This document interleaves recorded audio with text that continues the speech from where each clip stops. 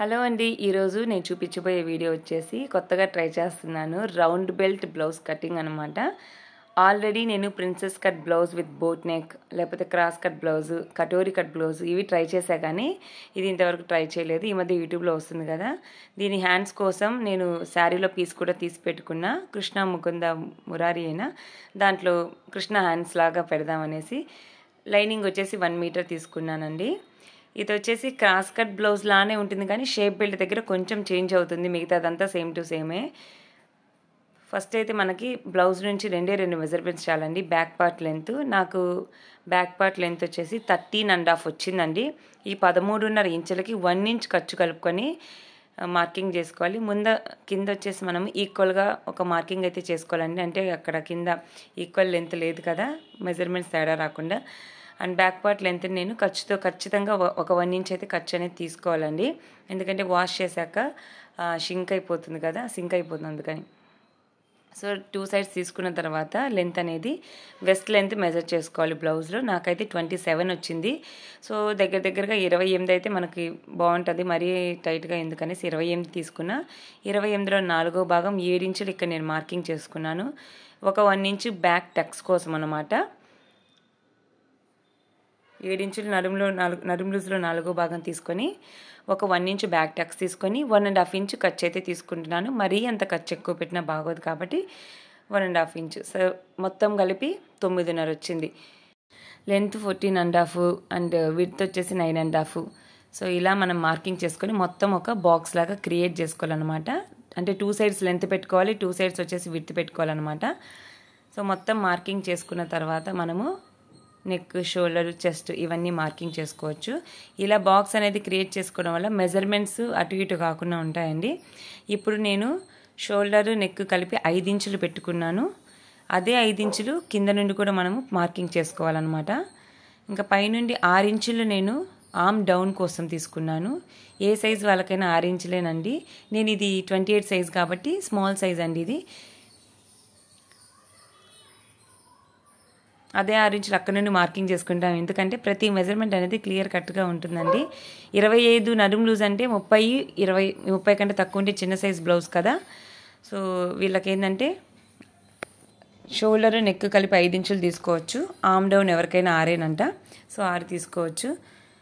ఇటు కూడా 6 తీసుకున్నాం, ఎందుకంటే మెజర్మెంట్ అనేది కరెక్ట్గా రావాలి కాబట్టి నేను గీతలు కొట్టుకోవడానికి. ఇటు కూడా మనము లాస్ట్ ఖర్చు కలిపాం కదా, అక్కడ నుండి 6 ఇంచులు తీసుకొని మొత్తానికి ఒక లైన్ డ్రా చేసుకోవాలండి.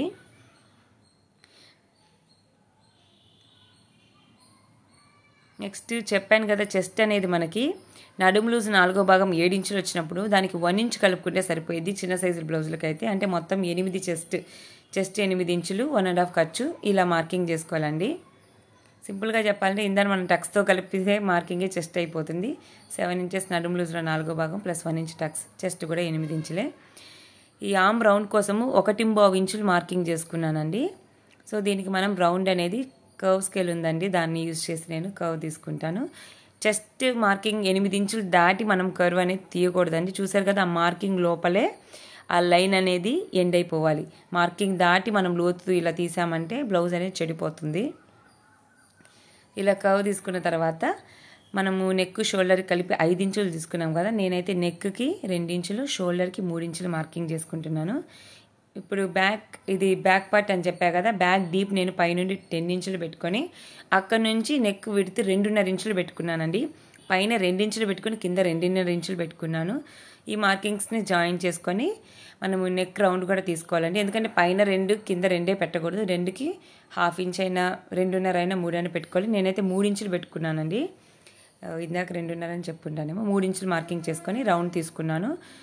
ఇప్పుడు మనకి ఇది షోల్డర్స్ జారకుండా ఉండాలంటే నెక్ సైడ్ ఒక 1/4 ఇంచ్ మనం మార్కింగ్ చేసుకొని డౌన్ తీసుకోవాలి. దీనివల్ల షోల్డర్స్ జారేది ఏదైనా ఉంటే జారకుండా టైట్గా ఉంటాయి అన్నమాట.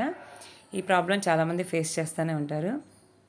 బ్యాక్ టక్స్ కోసం మొత్తం మనకి బ్యాక్ పార్ట్ లెంత్ టక్స్తో కలుపుకొని, అదే బ్యాక్ పార్ట్ విడ్త్ 8 వచ్చింది కదా, 8లో సగం 4 ఇంచుల దగ్గర మళ్ళీ పైకి కూడా 4 ఇంచులు మార్కింగ్ చేసుకొని అటు ఇటు హాఫ్ ఇంచ్ తీసుకోవాలండి.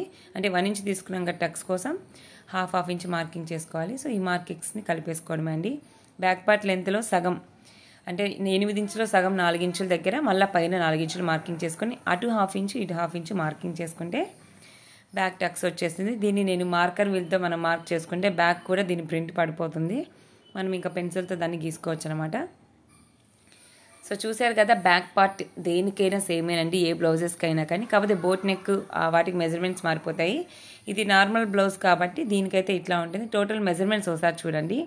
13.5 + 1 ఇంచు 14.5 లెంత్, 7 ఇంచులు వచ్చేసి 4వ భాగము, 1 ఇంచు టక్స్ కోసము, 1.5 ఇంచు ఖర్చు కోసము, మొత్తానికి 9.5 ఇంచులండి వెడల్పు వచ్చేసి. చెస్ట్ కూడా మనకి 8 ఇంచుల చెస్ట్, 1.5 ఇంచు ఖర్చు, 9.5 అయిపోయింది.